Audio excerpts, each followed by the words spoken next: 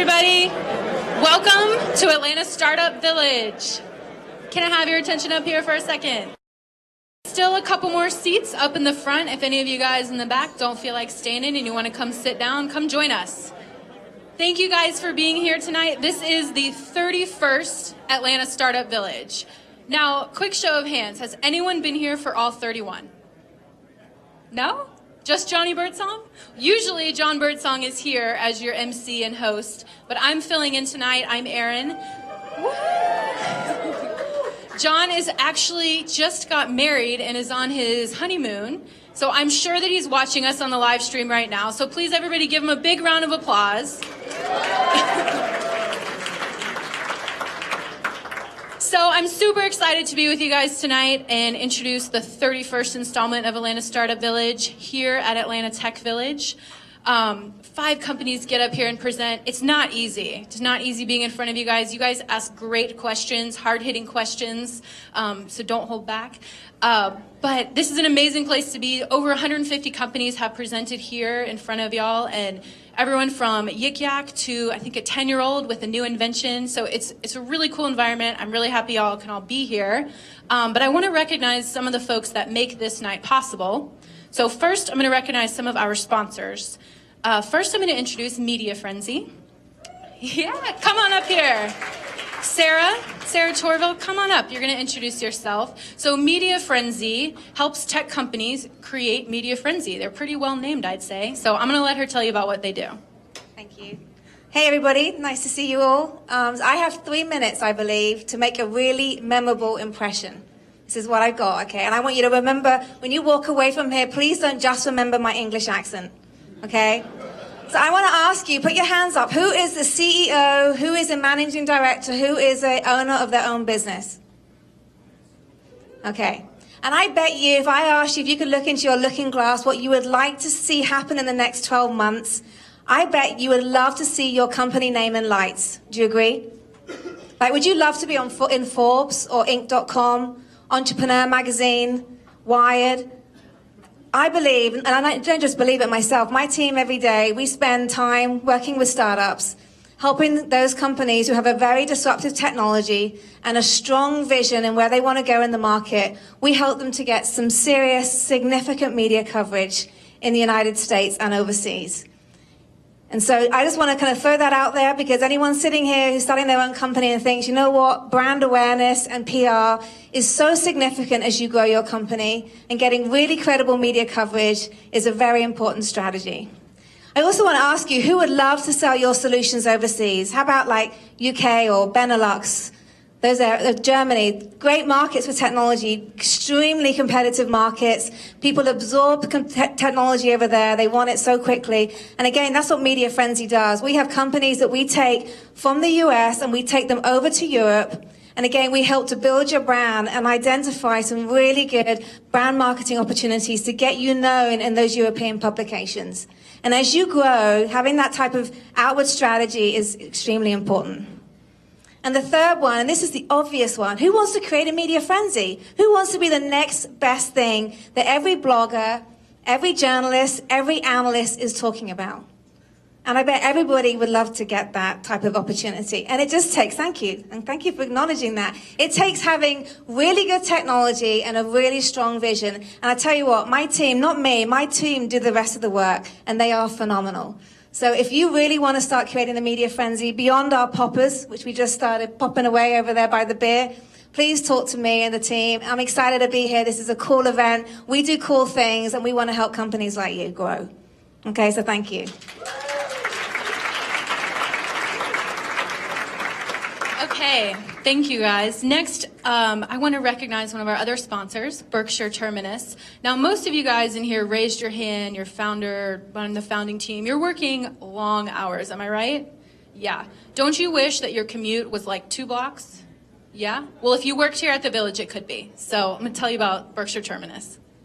More importantly, wouldn't you like to have more beer and just walk home? I would.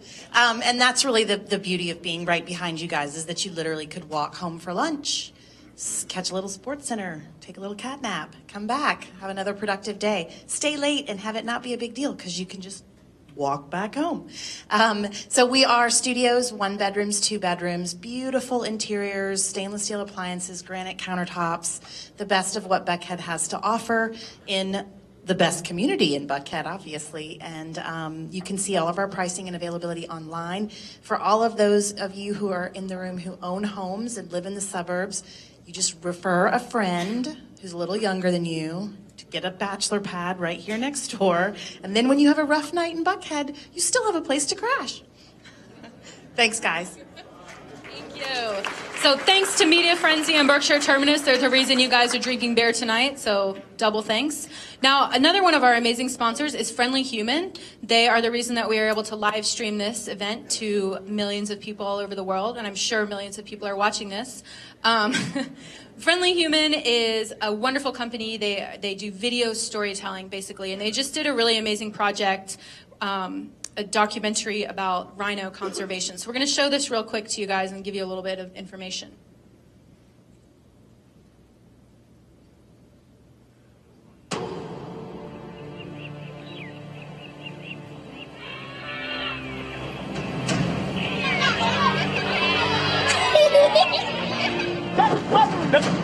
To the left.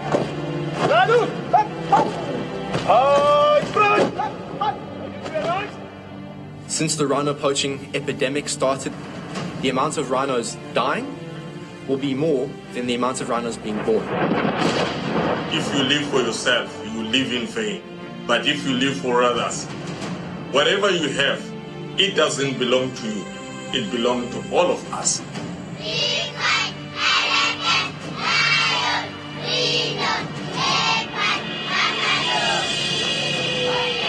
Our grandchildren should not blame us of what we should have done. Being a rhino man is a very challenging thing. You don't have holidays, you don't have weekends, you don't have 8 hours, it's just you and nature. You must have the guts in order to stand in front of the bullet. Because remember, there will be a poacher, there will be the rhino, and you are the bulletproof of the rhino. If they are not educated, the nation is doomed. I must be held accountable in whatever happens within our society.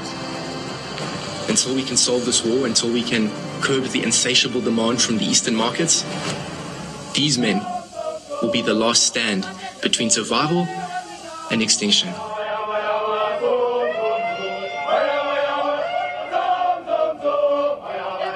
Really powerful message, shot and produced by Friendly Human. They do documentaries. They can also spread your brand message, so check them out. Last but not least, our forever sponsors, Hippopotamus. Thank you for helping us get started here in Atlanta. And of course, Atlanta Tech Village, thank you for housing this wonderful event for now and forever. So, I got one quick special speaker. Kashi, where are you? Come on down. Hey. All right. So there's a really fantastic event happening next week. It is called Supernova South. How many of y'all are going to be there? I'll be there. All right. It's in Midtown, but Kashi's going to tell you all about it, and there is a discount code for you, too. All right. So it's a little tough to follow animals and rhinos, but I'm going to try. So we have a conference called Supernova South. You might know us by Digital Atlanta or Southwired, but this year we're Supernova South, and we've got some great content for you. We do everything from digital marketing to cybersecurity, user experience. It's at Tech Square. Georgia Tech is actually sending a whole department because they love the content so much for the user experience track. So we've got great content for you, great evening events. We have a 25% off discount code for all of you that is good through the end of September. And I've got more information posted around the room. There's more information on the website at supernovasouth.org. And we've got some great evening events, a design thinking workshop by a professor at the D School at Stanford, and some cool parties that we love to have fun. So we'd love to see you. Oh, thanks. October 5th through 9th, it's next week. So it's 5 days, but you don't have to come to all 5 days, obviously. We'll have workstations there so you can work in between sessions. We've got great lunch keynotes. So it'll be a good time. Thanks. Now, for the moment that y'all have all been waiting for, we're going to get into the presentations. So I'm going to turn it over to Mallory and Ryan with 1Q. They do instant mobile market research, which I know a lot of y'all could benefit from. Thank you very much.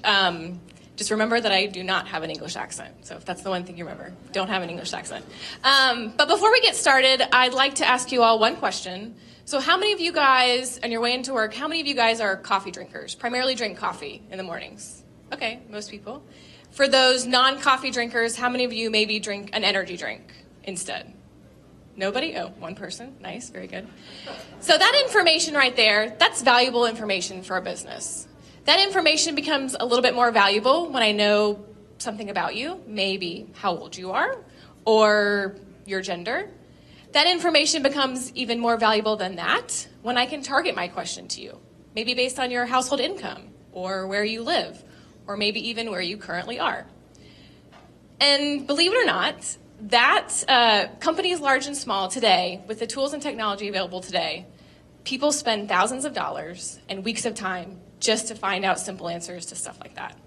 And at 1Q, we've simplified all of that. We have built a tool that helps brands and businesses and marketers better connect to their target audience.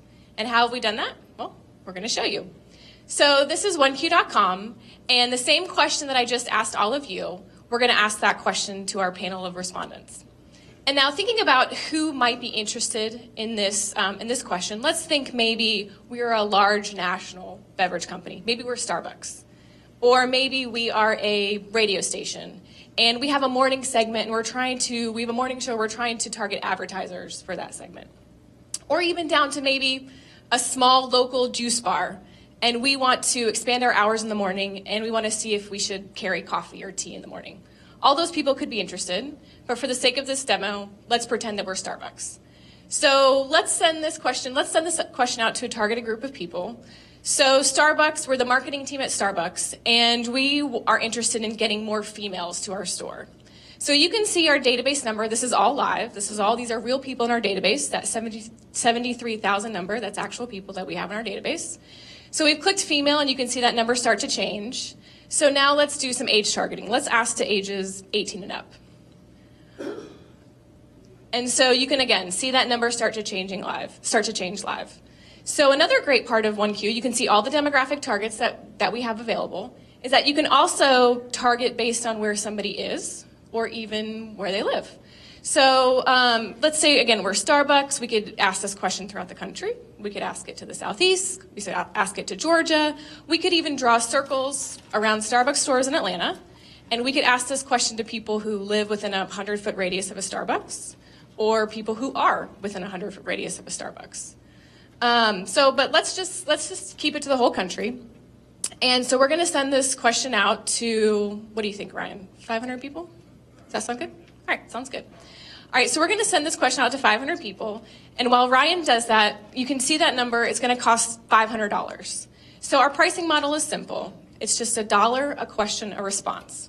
We're a credit card-based system, so you can either pay like we are right now, right as you're asking a question. There's no subscription fee. Or you can pay for credits up front. So what happens, it's $1 a response a question, and what we do is we turn around and we give 50 cents out to the respondent. So, and even directly and instantly into their PayPal account. So even if they don't want to get that money to PayPal, we can even donate that money to them, or donate that money to their charity of choice. And so you can see right now, these are real people answering this question around the country. And you can see probably coffee is the number one, yes, of course. And the best part about 1Q, if you guys have ever used traditional market research means, is that you can actually go back to the people, the respondents. You can follow up with these people. So again, we're Starbucks. And let's say we want to follow up to just the people who drink coffee. And we want to send them a coupon. We want to send them an image-based coupon, a link to a coupon, a promotional code, all possible within the system. We can go back to the people who don't drink coffee, the people who didn't answer just the coffee choice, and we can send them a short survey. Doesn't have to be just one question. It can be a survey. We could go back to the people, let's say, again, we're the marketing team, and we want to add a new energy drink to our product, or to our product line. So we can ask an open-ended question to just the people who answered energy drinks, and we can actually see what brands people want. So you can see that this becomes a really valuable tool. It's very flexible, very versatile, and we've really simplified the way that any business can connect to any target consumer. And that's it. I was worried about the time. Questions? Yes. I'm just curious, what kind of revenue do y'all currently are bringing in right now? So right now we're being tested alongside of some of Atlanta's biggest brands. Oh, sorry, what was the question? The question was, what kind of revenue do we have right now? Are y'all even at that point yet? Or? Yes, this is all live. This is live right now. We have revenues right now. Some of Atlanta's brands have tested us over the past couple months and alongside their traditional market research firms and have showed the same data. And so now they're past test mode and we're currently working with them alongside them and have revenue. Yes. Did you say that demo just cost $250? Cost us $250? Yes. Roughly, I mean. Yeah, there's some fees built in, yes. So our the question is, where are you finding your respondents? We started off with an initial database of a couple thousand people, and then we had a member recruitment tool where we paid people to refer other members. And we paused that program because we grew really large really quickly, and I think we went from 5,000 to 50,000 in like 4 days. So we paused that number, or we want to make sure that we're growing the company side, the customer side, asking questions as much as we're growing the member side. Yes. Verify the demographic information of your respondents? The question is, can we verify the demographic information of the respondent? It's all self-reported, which is typical in market research. We do some profile update checks, so we regularly ask them questions. We ask them questions and compare their answers to make sure, but it's all self-reported. Yes?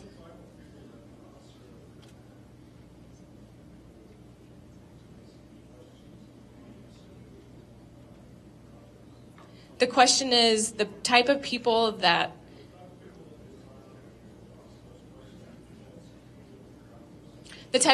sign up to answer questions, will that skew our demographics? Meaning because they're getting paid for their answers? So the best part about this is that we're able to reach people directly to their mobile phones. So unlike a traditional email survey, which I'm sure most of you guys hate email surveys, we're actually making this really simple. So everybody who answered this question got it via either text or mobile app. And so they answer that question very quickly and easily. And because we have that charity option, we find that, we can get higher income earners. But again, you can ask your question to a segmented group of people based on what you saw on the ask page. And we provide a margin of error report as well over here. Yes.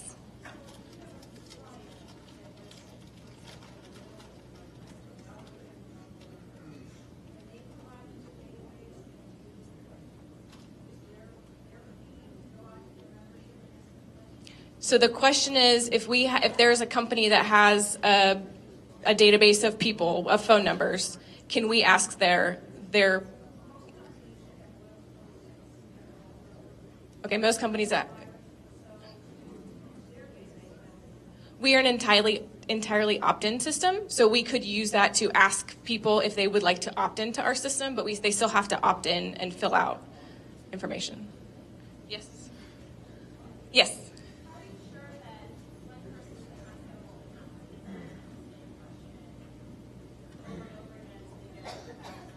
The question is, how do we make sure people don't have multiple accounts? So we have a two-step verification process, which is a mobile phone number and an email address. So we have specific checks that we do on the mobile phone number to make sure that we don't have multiple people in our database. That's a big issue for us that we spend a lot of time on. In the back, yes? The user responses are really slick, but businesses move slow. Who do you see perceives value in this instant response, and why do you think that's valuable? So the question is, who do we see that sees value in this type of response? And the speed of the response. We actually have clients that use this inside of meetings, and they'll be maybe in between two different options, and the marketing team or the planning team sends out a question to 1,000 people just to kind of get a gut check. So a lot of times it's like that focus group of one. You're like, I'm pretty sure I think I know, but why don't I use this as a verification check? Why don't I send out a quick survey to targeted people to do this? So that's what we're having people use it right now. And we're not there to replace like the really one-on-one focus group. We're just there when you need that instant response that can typically that typically costs you a lot of money and takes a lot of time. Yes.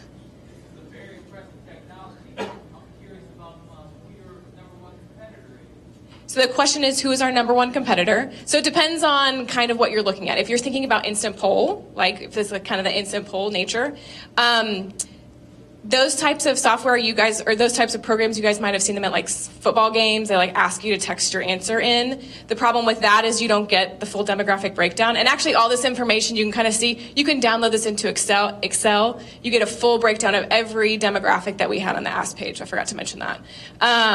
If you're thinking about surveying, maybe like Google surveys or SurveyMonkey, but if any of you have ever used that before, every time you click on one of those demographics, it gets more and more expensive. I even heard up to like $100 a respondent before.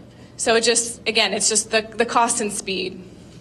So if people want to find out how to sign up to become an answerer or sign up to ask questions, how do they do that? Just at oneq.com. All right, thanks. Thank you. Thank you all.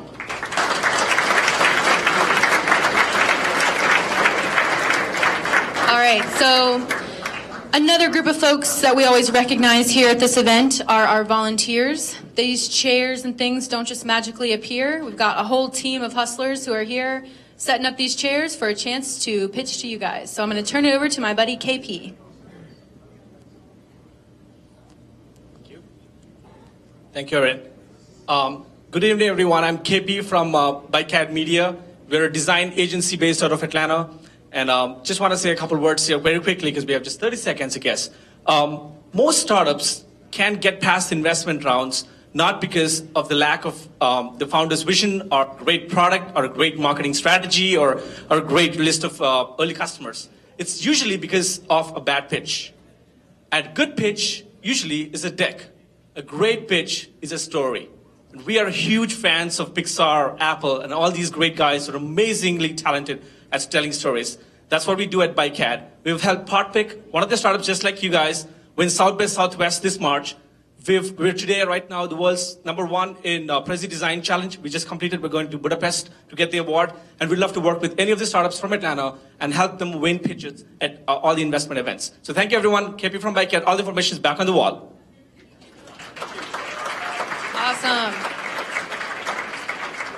All right, next I want to introduce Doug with Vendever. They power online sales. I know many of y'all do this, so you better pay attention. Paying attention, excellent.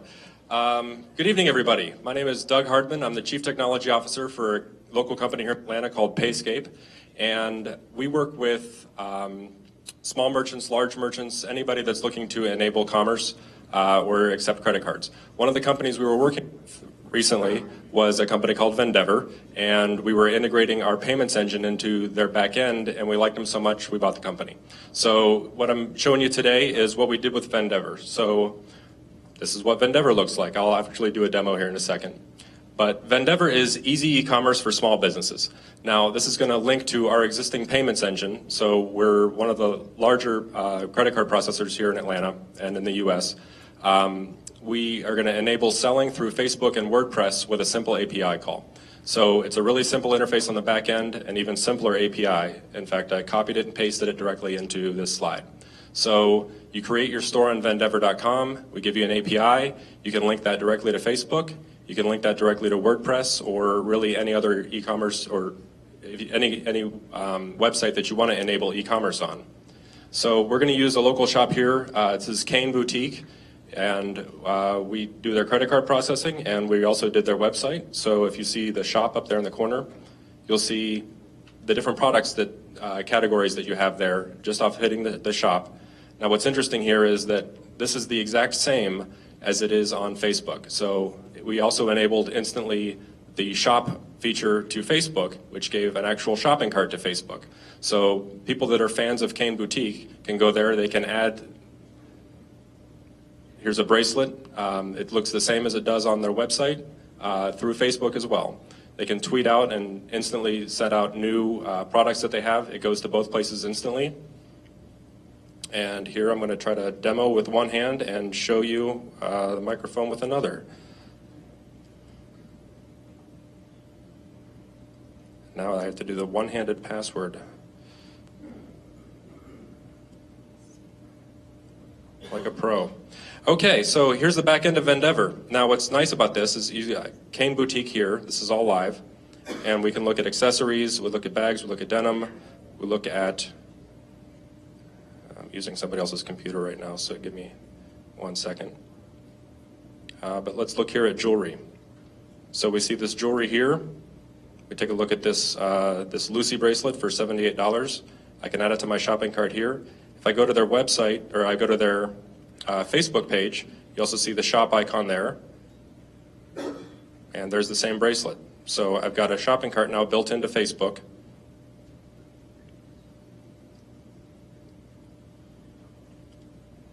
And it's just that simple. So you can even add things from one side and it'll show up on the other. So if you add it to your cart here and you end up at their website, it'll show up on the website as well.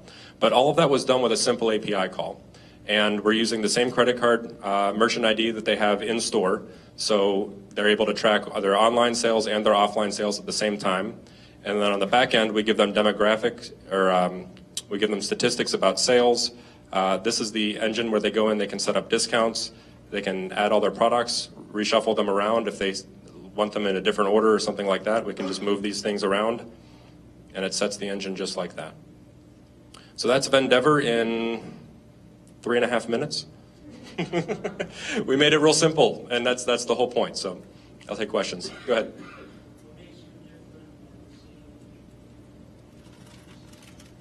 Well, so there's about 6 or 7 different credit card processors, main processors in the U.S. Payscape is different because we focus on working with developers. I got one extra slide. There you go. Who is Payscape? So the back end of Payscape, and really what we do is we focus on the merchant, and we're focusing on enabling payments for developers. We work with companies, startups just like a lot of yourselves. Like I just saw that demo for 1Q. That's a perfect example of somebody that would be a client of ours. They're not. We'd love their business. But Payscape we've done about $2 billion in credit card processing already this year. So we definitely have the right chops for this. I'm the Chief Technology Officer. I came over from another company that had been in the electronic payment space before this. So I've been in payments about 12 years, and my team of developers, we've got about 9 actually now. And we're focused on the payments for developers, on integrations that we do with third parties, companies like Vendever. Yes, sir. Margins depends on the process. So right now we bill on this, it's $29 a month, 29 cents a transaction, and 2.9% of the purchase. So that's actually lower than competitors that we have like Shopify, where they're charging 3.5% or 4% in a lot of cases, and it's $39 a month. So we process it like that. Now we acquired the company about a month and a half ago with 6 customers.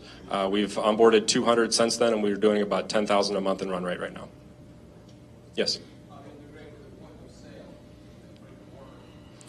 So the question is, how do we integrate with the brick and mortar point of sale systems? So we have existing integrations with several hundred different POS systems that we have at Payscape. So whether it's a micro system, whether it's digital dining, it could be there's also a bunch of new iPad-based POS systems out there. We've got integrations with literally hundreds of those, as well as the standalone terminals. Yes, in the back? What is your uptime for, I know sometimes payment processes fail, you have a failover process, and what's your uptime currently? So asking about our uptime currently and what our failover process is. So uptime for the system right now is 100% since we've taken it over. One of the things I wanted to do as soon as we took the technology over was make sure that there was a redundant facility. So we're using AWS for really the entire company at this point for the whole product. What makes AWS nice is we've got really an unlimited number of servers. So once we see that one is getting bogged down, we spin up a second instance and it's all good. Wow, I stumped the whole crowd. Okay, excellent. With 2 minutes to spare, there you go.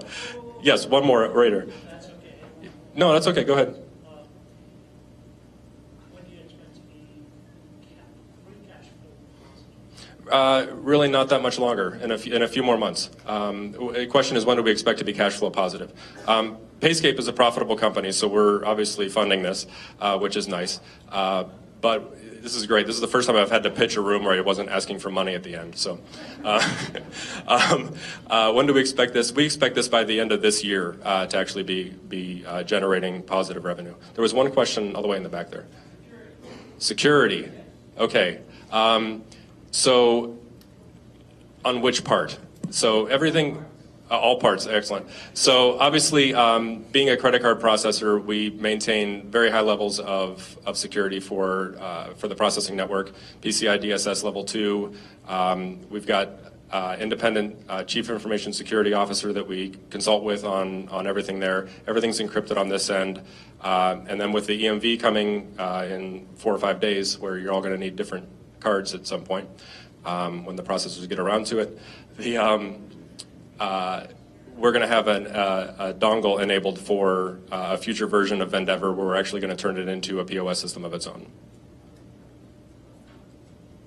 Nothing else? Okay. Thank you all very much. Appreciate it.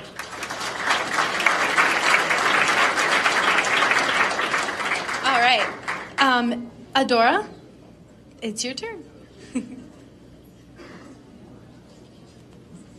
Thank you. Good evening. Good evening. My name is Adora Collins, and I am a co-founder and the marketing manager for Noir King Cognac. We are a startup company that's disrupting the spirits industry and the $2.4 billion U.S. cognac market. Did you know 65 million bottles of cognac were sold in the United States last year alone?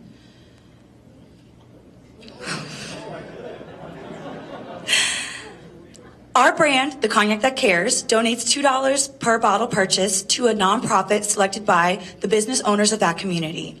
We are launching in November in Atlanta and Washington, D.C., and we are currently seeking event, sponsorship, partnership, and investment opportunities. We would love to speak to anybody who has any experience or connections to the spirits industry, and our website is www.noirking.com. Thank you. All right, we got one more volunteer, Yash with Thoughty. Hey, I'm Yash. I'm with Thoughty team. I'm the sales and the marketing lead for Thoughty. Well, what Thoughty is we are an app which helps you to network with like-minded people in an event like this. So I know most of you have already downloaded the app. If you have not, please go ahead and download it. It's spelled as THODDY. Our information is right there on the back. And if you have anything to do with event planner, event organizer, anybody, come and talk to us. We are 3 of us here, Adi, AB, and myself. Feel free to come and talk to us. Thank you. All right. Okay, next I'm going to introduce you to Russ with Basics. Thank you. And I'd like to start with just a little bit of fun. 31st one of these sessions, I guess, and you probably never had a 14-year-old inspiration. Also, a thank you to the live stream partner. We're going to count 1, 2, 3, and everybody's going to say, hello, Jen. My 14-year-old daughter is in New Jersey, sitting at home, watching this apparently on live stream, and she was the inspiration for this, she and some of her teammates a couple of years ago. So, hello, Jen. 1, 2, 3. Hello, Jen. There we go. So, all right, 60 seconds of what and why we do, and hopefully 4 minutes of demo. So I think you saw, if you can just go back, Kyle. What we do is help coaches, leagues, and private instructors build game IQ in youth athletes. And what do we mean by game IQ? I'm not going to go through this next slide, because we're going to touch on most of these use cases during the demo. I'll just leave it here for a moment. If you just read the main headlines, situations, lesson, practice, reinforcement, post-game situational reviews, pre-game scouting information, rules of the game. And again, we'll see that in demo. Why are we doing it? We believe that the mobile market and app market is established in youth sports. I'm sure many of you in the room are familiar with some of these brands. So a segment that we're calling Team Communication and Administration already has a 1,000-pound gorilla in TeamSnap out of Boulder, Colorado. They claim several million, over 8 million users now worldwide of that platform, again, around Team Communication and Administration. Game Changer out of New York City. The segment scorekeeping and player statistics. I spend a lot of time at softball diamonds. Every baseball game, softball game, basketball game out there these days at the youth level. Someone's keeping track of the score, so you don't have to run to the dugout anymore and say, hey, coach, what's the score at every half inning? They're also claiming several million users. And then if you cruise the app stores, you also see this segment we call skills development and coaching planning. There's no dominant player that we can identify, but hundreds of apps, fair amount of revenue, it seems, being generated in that space. Skills development is the emphasis there. Any of you who have coached youth sports can probably relate. Mental development, or what we call game IQ, is really the untapped part. And we're going to get into that in demo mode. So just very briefly, we sell a subscription to coaches and leagues, free app for the user or the players. We're targeting 10-year-olds to 16-year-olds with that. We're not going to go through the admin piece here. Just wanted to show you quickly how we can so we've set up a number of, back up. We're within a fictitious league here, the Whoville Youth Baseball League. We've created the teams in the league. We've also pre-created 4 games, and games are actually quizzes, but my focus group of 2 kids said, don't call them quizzes, that sounds like school, but fundamentally, coaches can create quizzes to reinforce content. So we've just published one of those games, or we're going to publish one of those games, and you'll see the publish notification come up on Kyle's phone. There we go. So Coach Russ has just created a new game. So he had clicked in the app, the admin interface. He clicked, I want to publish that game to that team. We make it really, really easy for the coaches. There's no user administration, no list administration. It's a pub-sub model. So you simply get a team code, plug that in. You're subscribed now to that team after the coach has sent it to you. And now he's gone into the app, and we see here he's a member of the 12U Mets, and we're publishing. The first thing we want to show you is a situational use case. So this has a graphical interface for these types of questions. So you see here, we tell you you're playing third base, there's a runner on first, 1 out. It's a hard hit ground ball to third base. What's your play? Multiple choice. Could be true, false, what have you. He's going to answer one of these questions. Hey, he got it right. Way to go. With flying, yeah, so if you would pause here on the next one, Kyle. So this is a true, false question. Take your best stab. Got that right as well. So you see here we also have the also think about. So it's an optional field for coaches to add some reinforcement. So even if they got it right, you can explain to them, all right, in this case, on all balls hit the deep right field or center field, you're the cutoff, not the shortstop. Next question. And when we finish the game, so we've made these hopefully short. We're running out of time. So we see here the game summary. Had he missed one of these questions, you were supposed to miss one of those. Had he missed one of these, we'd have a red X, but you could also expand them even if you got it right. But here in the game review, it'll show you, one that you got right or wrong, it'll show you what the correct answer was, and the also think abouts that your coaches put in. You go back to home, or you saw there you can challenge a teammate. Let's quickly go to the one with the video links. So this is more of we can use it for skills development. So in this example, these are just questions that have been put in as facts, and we're saying, watch this video. So linkage to a video. All right, so you get the gist. Thankfully, I knew I was going to kill that on the timing, but thankfully it's a simple concept, but we're having a lot of fun with it, and we think there's a big market out there. So I think it's question and answer time.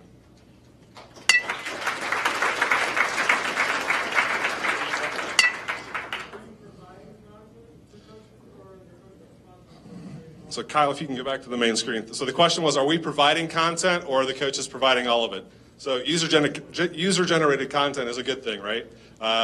We believe that's going to be where the lion's share of this is. But you see here in the games available screen, we have games from basics. You can go back.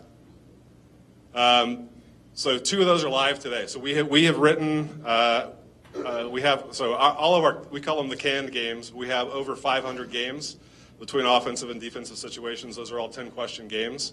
So more than 5,000 questions we have written. So when a kid goes and gets the app, even if their coach, their league hasn't yet signed up, they have a lot of content. That was why we made the investment to create all that content. They've got months worth of engagement before they're going to get bored with it and have to depend on the coach. But obviously we really do believe, and what we're seeing in the early pilots, which is the stage we're in right now, the coaches are latching onto this. There's just endless situations where you want to reinforce, you want to teach. Is it just baseball and softball at this point? Yes. So we have both apps, independent apps. So there's a baseball app, softball app, iOS, Android. We are, and I'll probably preempt one of the other questions that may come. We're bootstrapping this and intend to continue. It's going well for us. But if there are interested parties in the room, there are some interesting things we could do faster in other sports if we had the means. Any Belichick-style security worries? Any Belichick-style security worries? Not along those lines. And actually, we don't have time. When a coach creates a question, he or she can choose to share it within their league or share it with the entire community, or they want to be selfish with their content. They can only distribute that to the teams which they manage. Yeah. So on the other hand, yeah. Strategy becomes more and more complex the older you get when you're playing sports. Have you ever? I know you said you're in the pilot stages, but have you ever seen this going into like the college level? So strategy gets more complex the older players get. Do we see it going to the collegiate level? In my dreams, absolutely. But we're seeing with the uptake on some of the other categories around youth sports, pretty long legs just where we're playing right now. So I'm looking forward to a lot of fun in 2016 to see where this goes.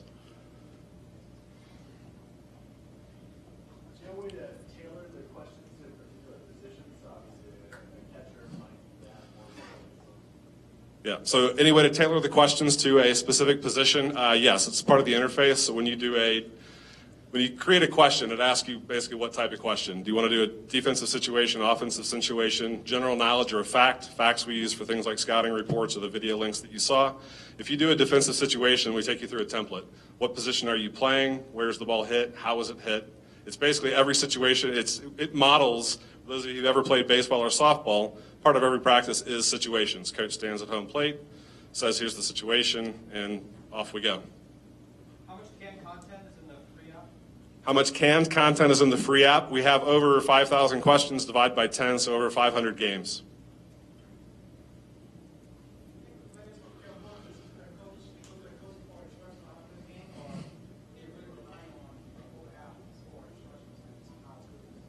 So the question is, would a player rely on the coach? And I think it's really in an online format versus interacting in real time. So we see these things as complementary, 100%. So as a sometimes frustrated coach, I missed the opportunity. I know at the end of an hour and a half or 2 hour practice, no matter how hard we worked on a skill or two, the mental aspect just didn't sink in. And I wish I could go home after that practice, spend 10 minutes. And the emphasis, by the way, is on the user interface. If we don't make it simple for coaches, we're going to lose. Coach is not going to spend an hour after practice creating a game. They're going to spend 10 minutes. So we're really trying to make that interface as simple as possible, 100% complement what's happening in the real world. So how are the kids rewarded? So how are the kids rewarded? We've got an initial foray into gamification. I don't know if you saw any of the links, but there's a leaderboard. So they're playing against teammates on their team and against the entire basics community. Kind of a batting average metaphor. Good job. All right, thank you. Thanks. Thank you.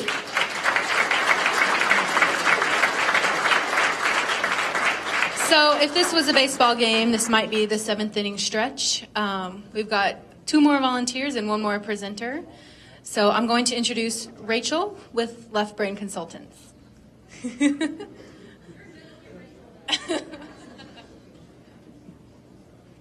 Hi, my name is Rachel. I'm with Left Brain Consultants, and we do exactly what it sounds like we do. We serve as the left brain for your right brain. So essentially, I'm in a room of creative entrepreneurs, people with vision, with great ideas. I come alongside you, along with my team, and we offer everything from bookkeeping to strategy to full consulting and executive services on a COO level. I'll never claim to do anything outside of organizing people and strategizing with you. If you're interested in having help with your business, if you need someone to come alongside, find me afterwards. My information's on the back, on the table, and here. I'm here.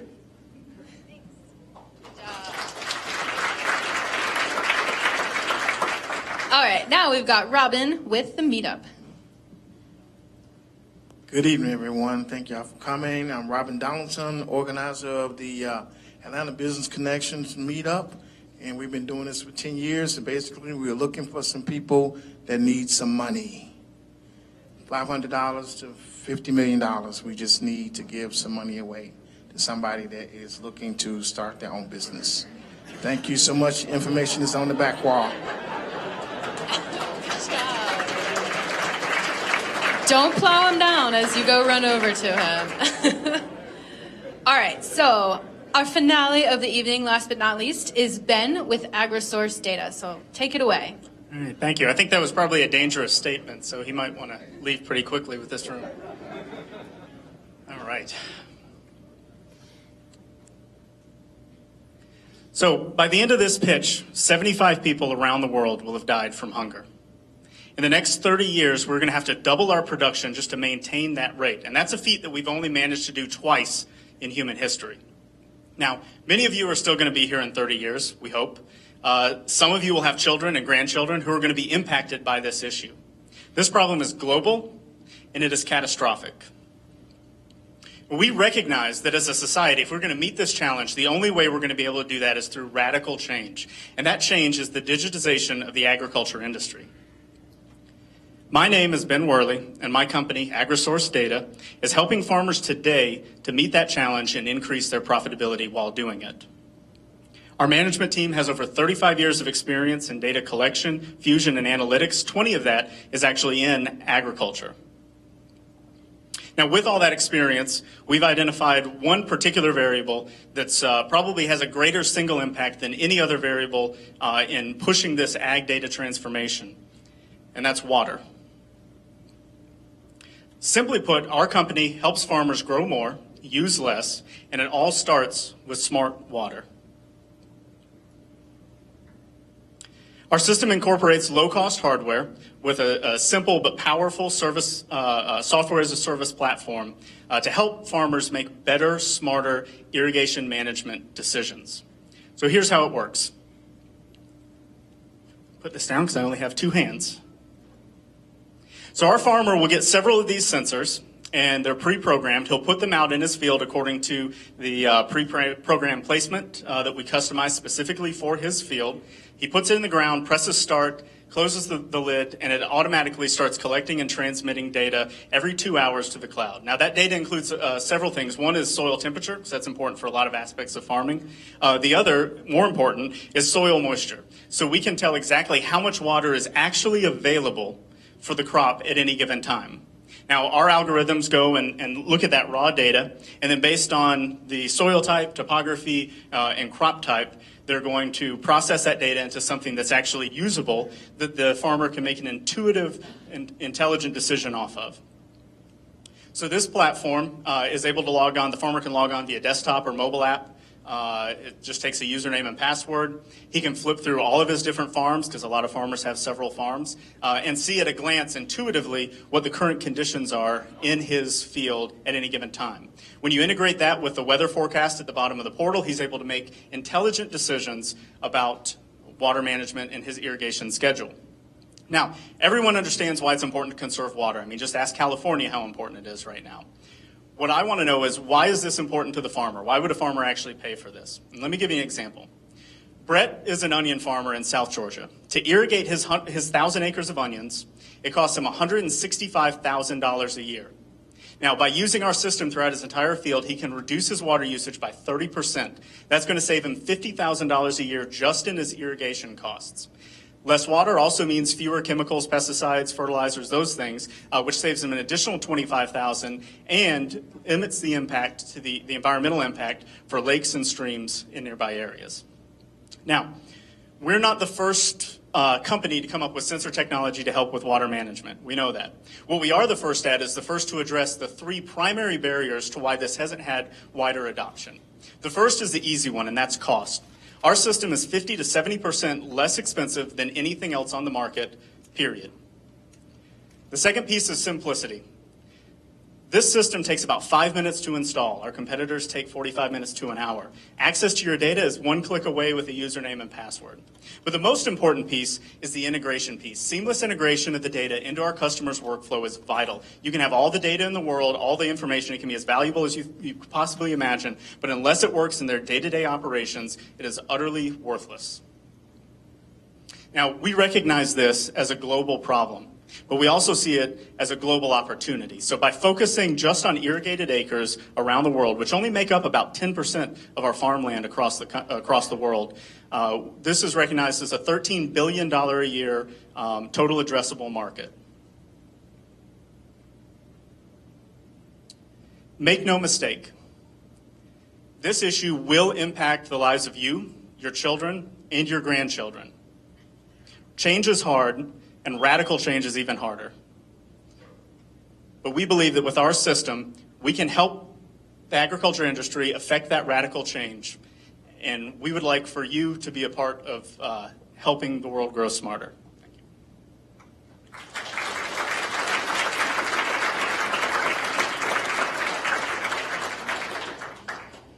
Questions?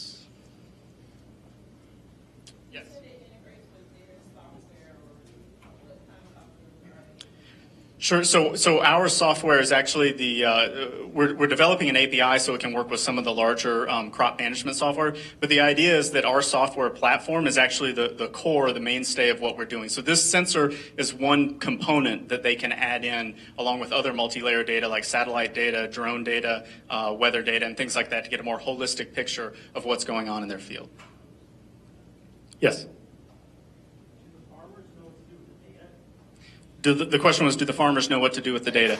That's an excellent question. So I spent 2 years in a startup that flew drones for agriculture, which is where I fell in love with the industry, and I saw the real opportunity there. And what we found was we created some really cool, complex solutions for that.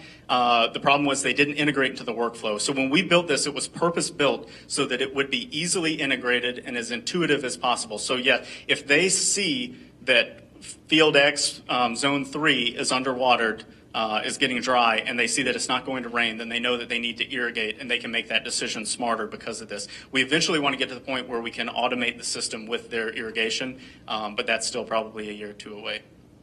Yes?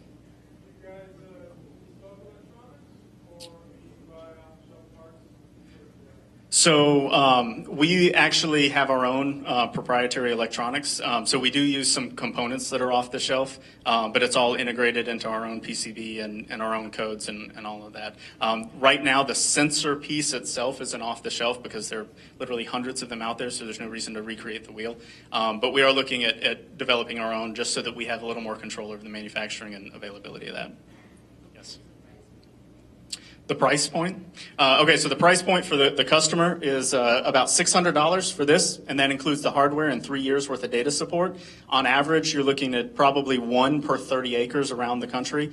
So with the 55 million acres of irrigated cropland, which is only 8% of the U.S. total cropland, the total addressable market for that's fairly large. After 3 years, they can buy renewing data packets.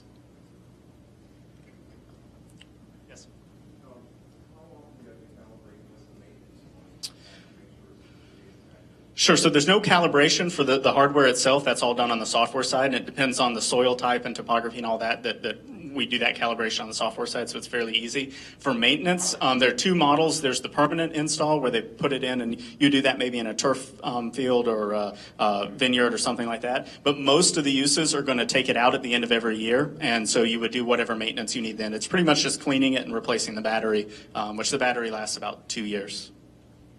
Yes? No, it's all battery powered. Now we do have a gateway that uses the RF, and that's solar powered. But these run off of 5 AA batteries for about 2 years because it's only on for a couple seconds and then it hibernates for every 2 hours. Yes.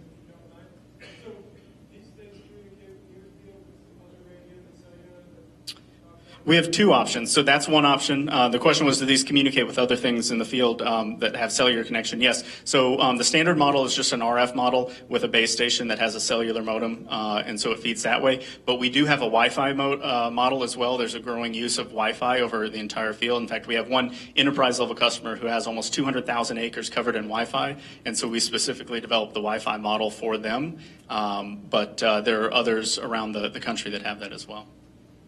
Yes, ma'am.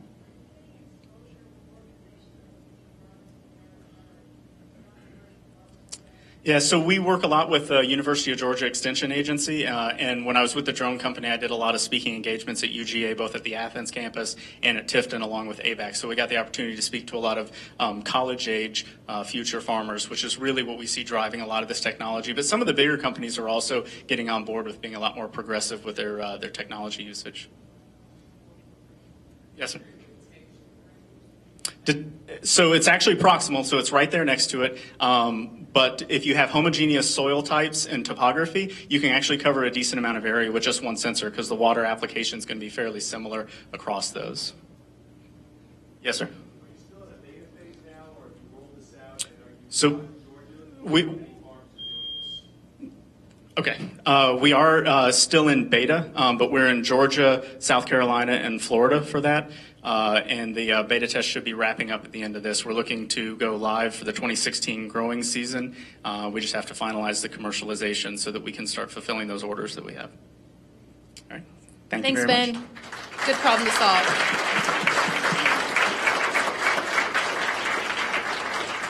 All right, y'all, I'm going to take a page from 1Q's book and do some instant market research. So raise your hand if this is your first time at the Village.